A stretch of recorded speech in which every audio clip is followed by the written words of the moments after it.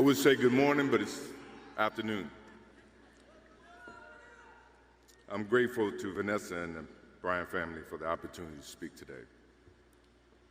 I'm grateful to be here to honor Gigi and celebrate the gift that Kobe gave us all. What he accomplished as a basketball player, as a businessman and a storyteller, and as a father.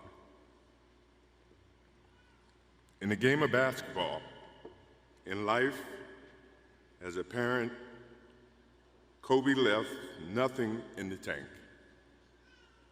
He left it all on the floor.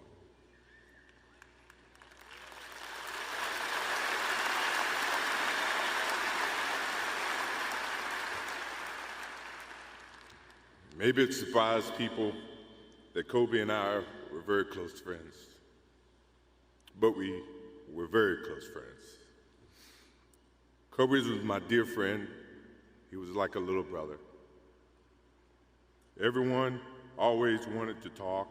I just wanted to talk about Kobe.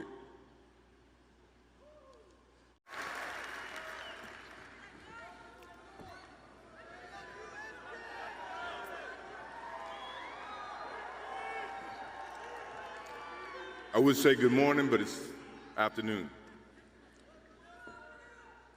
I'm grateful to Vanessa and the Bryant family for the opportunity to speak today. I'm grateful to be here to honor Gigi and celebrate the gift that Kobe gave us all.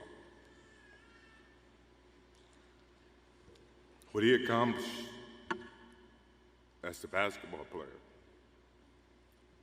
as a businessman and a storyteller, and as a father.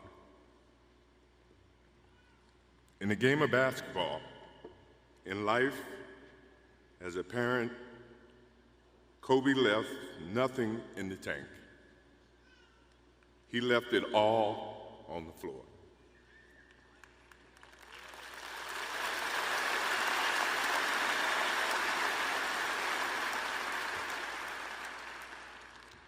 Maybe it surprised people that Kobe and I were very close friends, but we were very close friends.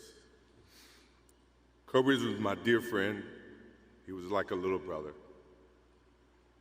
Everyone always wanted to talk about the comparisons between he and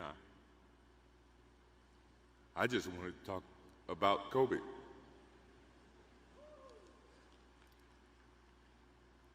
You know, all of us have brothers and sisters, little sisters who, for whatever reason, always tend to get in your stuff, your closet, your shoes, everything. It was a nuisance, if I can say that word.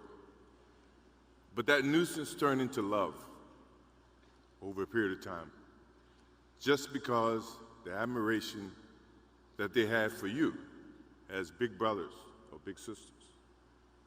The questions, the wanting to know every little detail about life that they were about to embark on. He used to call me, text me, 11:30, 2:30, 3 o'clock in the morning, talking about post-up moves, footwork, and sometimes the triangle. At first, it was an aggravation.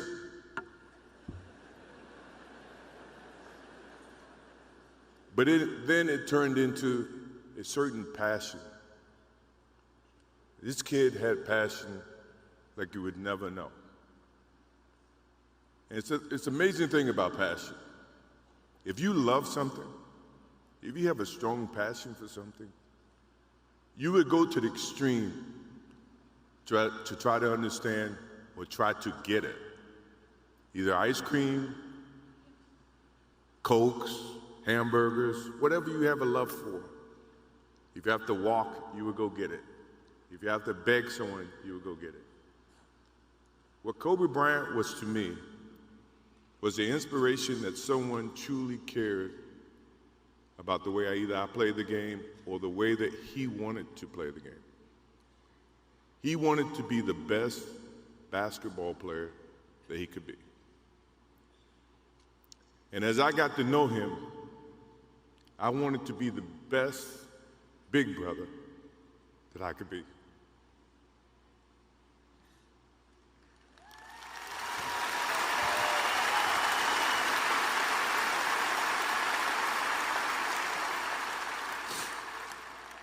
To do that, you had to put up with the aggravation, the late night calls, or the dumb questions. I took great pride as I got to know Kobe Bryant that he was just trying to be a better person, a better basketball player. We talked about business. We talked about family. We talked about everything. And he was just trying to be a better person.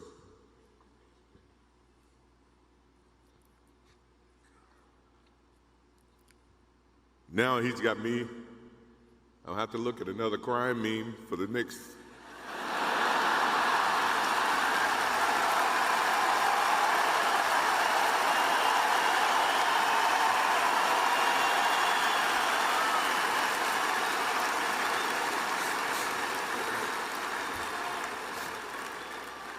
I told my wife I wasn't going to do this because I didn't want to see that for the next 3 or 4 years.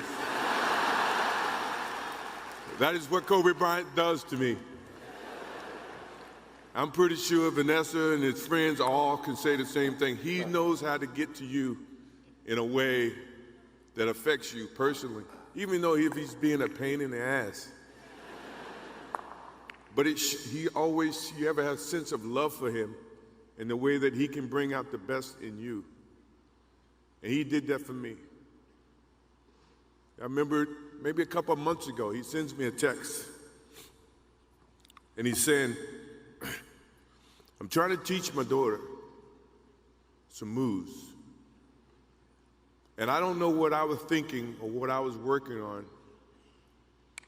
But what were you thinking about when you were as you were growing up, trying to work on your moves? I said, what age? He says, 12. I said, 12, I was trying to play baseball. He sends me a text back saying, laughing my ass off. And this was at 2 o'clock in the morning. But the thing about him was we could talk about anything that related to basketball, but we can talk about anything that related to life.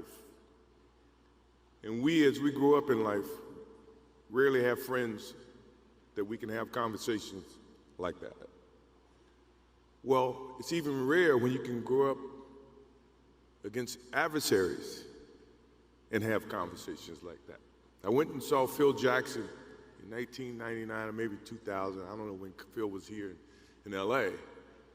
And I walk in and Kobe's sitting there.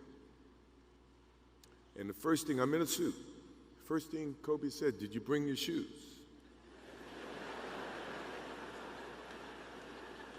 No, I wasn't thinking about playing. But his attitude to compete and play against someone he felt like he could enhance and improve his game with. To me, that's what I loved about the kid. Absolutely loved about the kid. No matter where he saw me, it was a challenge. And I admired him because his passion, you rarely see someone who's looking and trying to improve each and every day, not just in sports, but as a parent, as a husband. I am inspired by what he's done and what he shared with Vanessa and what he's shared with his kids. I have a daughter who's 30 who just became a grandparent. And I have 2 twins. I have twins at 6.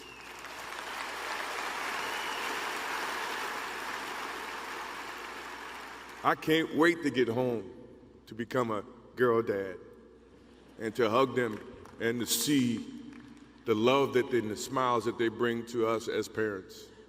He taught me that just by looking at this tonight, looking at how he responded and reacted with the people that he actually loved. These are the things that we will continue to learn from Kobe Bryant.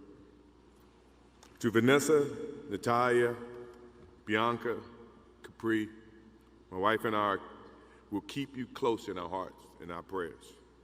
We will always be here for you, always. I also want to offer our condolences and support to all the families affected by this enormous tragedy. Kobe gave every last ounce of himself to whatever he was doing. After basketball, he showed a creative side to himself that I didn't think any of us knew he had. In retirement, he seemed so happy. He found new passions, and he continued to give back as a coach in his community. More importantly, he was an amazing dad, amazing husband, who dedicated himself to his family and who loved his daughters with all his heart. Kobe never left anything on the court. And I think that's what he would want for us to do. No one knows how much time we have. That's why we must live in the moment. We must enjoy the moment. We must reach and see and spend as much time as we can with our families and friends and the people that we absolutely love. To live in the moment means to enjoy each and every one that we come in contact with. When Kobe Bryant died, a piece of me died. And as I look in this arena and across the globe, a piece of you died, or else you wouldn't be here. Those are the memories that we have to live with and we learn from. I promise you, from this day forward, I will live with the memories of knowing that I had a little brother that I tried to help in every way I could. Please rest in peace, little brother.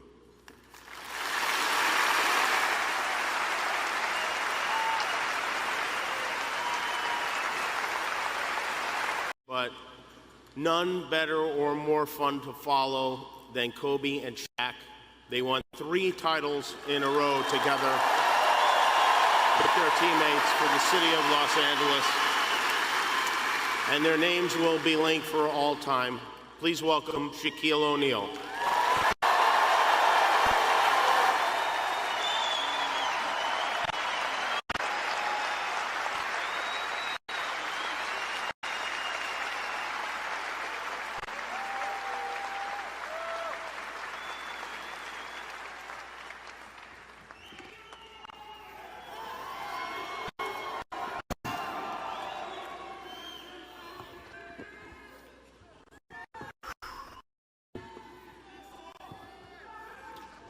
When I have imagined speaking to a group of people about Kobe Bryant, I usually picture in the context of his Hall of Fame induction, or as a guest speaker at one of Kobe and Vanessa's Foundation event. But never ever could I have imagined that I'd be here today with my son and brother. Kobe was a loyal friend and a true Renaissance man. As many of you know, Kobe and I had a very complex relationship throughout the years, but not unlike another leadership duo, John Lennon and Paul McCartney, whose creative rivalry led to some of the greatest music of all time. Kobe and I pushed one another to play some of the greatest basketball of all time, and I am proud that no other team has accomplished what the three-peat Lakers have done since Shaq and the Kobe Lakers did it.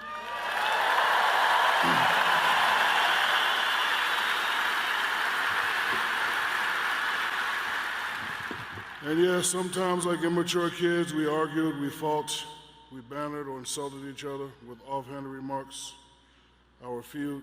But make no mistake, even when the folks thought we were on bad terms, when the cameras were turned off, he and I would throw a wink at each other and say, let's go whoop some ass. We never took it seriously. In truth, Kobe and I always maintained a deep respect and a love for one another. The day Kobe gained my respect was the guys were complaining. I said, Shaq, Kobe's not passing the ball. I said, I'll talk to him. I said, Kobe, there's no I in team. And Kobe said, I know, but there's an in me in that motherfucker.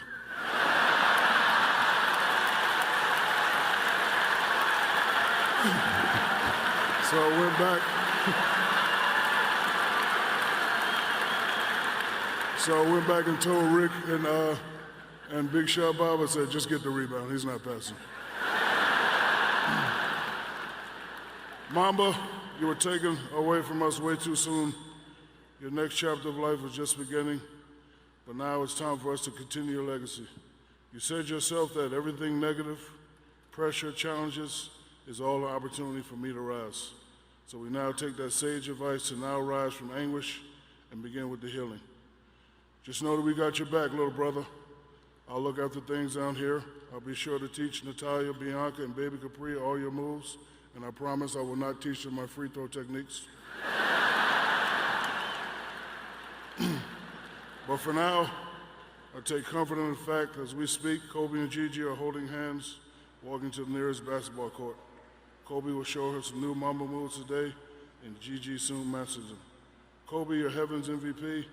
I love you, my man, till we meet again. Rest in peace, Kobe.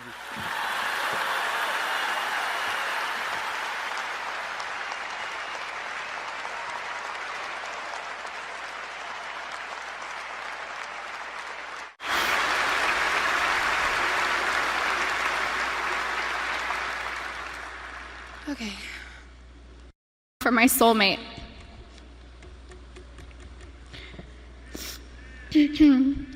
Kobe was known as a fierce competitor on the basketball court. The greatest of all time, a writer, an Oscar winner, and the Black Mamba.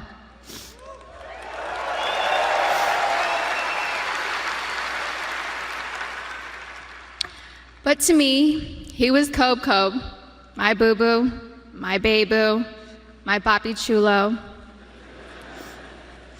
I was his VB, his principessa, his reina, his queen mamba,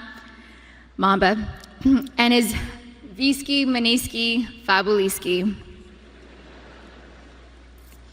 I couldn't see him as a celebrity, nor just an incredible basketball player. He was my sweet husband and the beautiful father of our children. He was mine. He was my everything.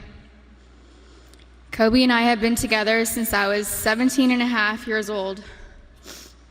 I was his first girlfriend, his first love, his wife, his best friend, his confidant, and his protector. He was the most amazing husband. Kobe loved me more than I could ever express or put into words. He was the early bird, and I was the night owl. I was fire, and he was ice, and vice versa at times. We balanced each other out. He would do anything for me. I have no idea how I deserved a man that loved and wanted me more than Kobe. He was charismatic, a gentleman. He was loving, adoring, and romantic. He was truly the romantic one in our relationship and looked forward to Valentine's Day and our anniversaries every year. He planned special anniversary trips and a special traditional gift for every year of our marriage. He even handmade my most treasured gifts. He just thought outside the box and was so thoughtful, even while working hard to be the best athlete. He gifted me the actual notebook and the blue dress Rachel McAdams wore in the Notebook movie. When I asked him why he chose the blue dress, he said it was because it's a scene when Allie comes back to Noah. We had hoped to grow old together like the movie. We really had an amazing love story. We loved each other with our whole beings, two perfectly imperfect people, making a beautiful family and raising our sweet and amazing girls. A couple weeks before they passed, Kobe sent me a sweet text and mentioned how he wanted to spend time together. Just the two of us, without our kids, because I'm his best friend first. We never got the chance to do it. We were busy taking care of our girls and just doing our regular, everyday responsibilities. But I'm thankful I have that recent text.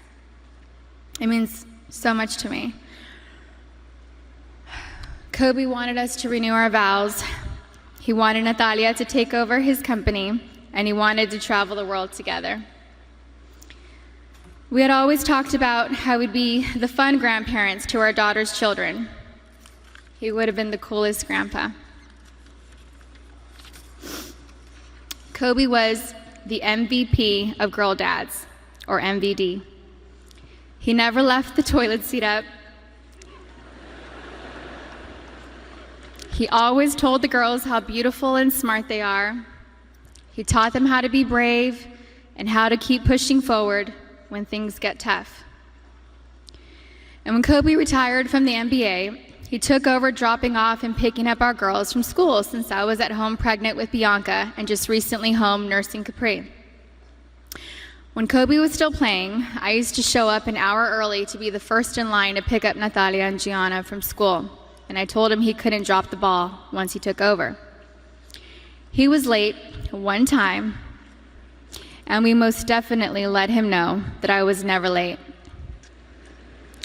So we showed up 1 hour and 20 minutes early after that. He always knew there was room for improvement and wanted to do better. He happily did carpool and enjoyed spending time in the car with our girls. He was a doting father, a father that was hands-on and present. He helped me bathe Bianca and Capri almost every night. He would sing them silly songs in the shower and continue making them laugh and smile as he lathered them in lotion and got them ready for bed. He had magic arms and could put Capri to sleep in only a few minutes. He said he had it down to a science, 8 times up and down our hallway.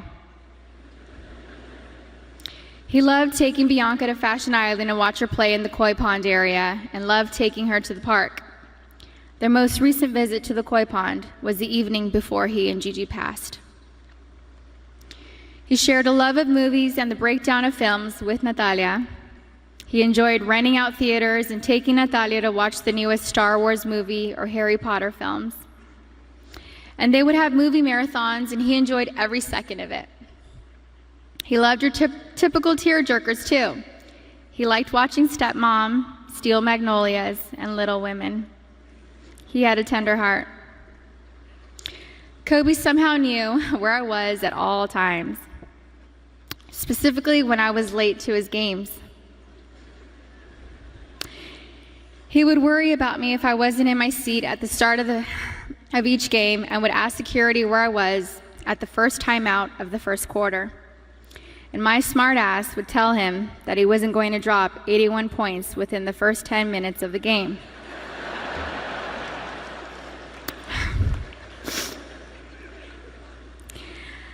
I think anyone with kids understands that sometimes we can't make it out the door on time. And eventually he was used to my tardiness and balled out. The fact that he could play on an intense professional level and still be concerned by making sure we made it to the game safely was just another example of how family came first to him. He loved being Gianna's basketball coach. He told me he wished he would have convinced Natalia to play basketball so that they could have spent even more time together. But he also wanted her to pursue her own passion. He watched Natalia play in a volleyball tournament on her birthday, on January 19th, and he noticed how she's a very intelligent player. He was convinced she would have made a great point guard with her vision of the court.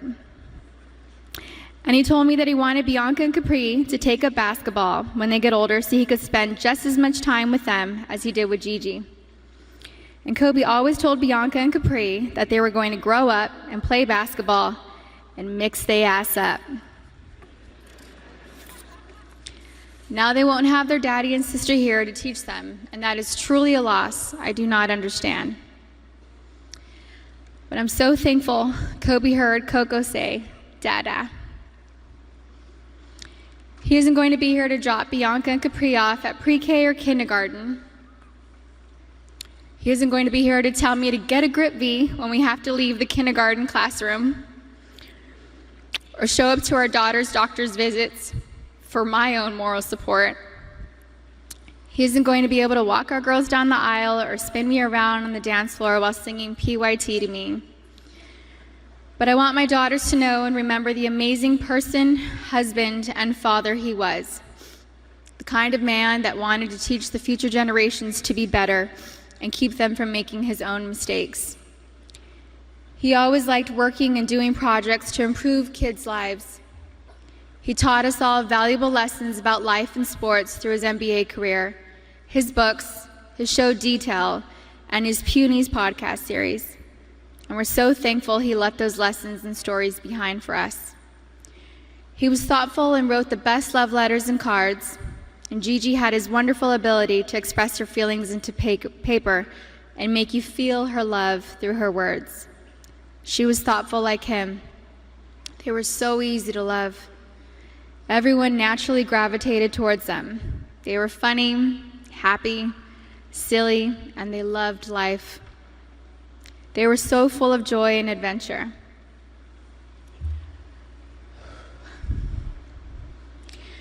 God knew they couldn't be on this earth without each other.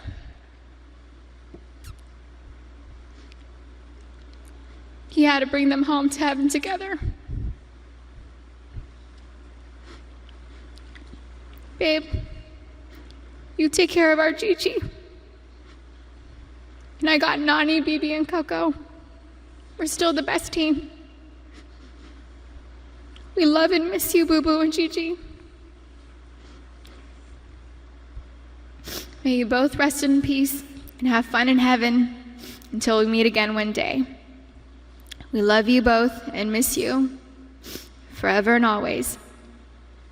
Mommy.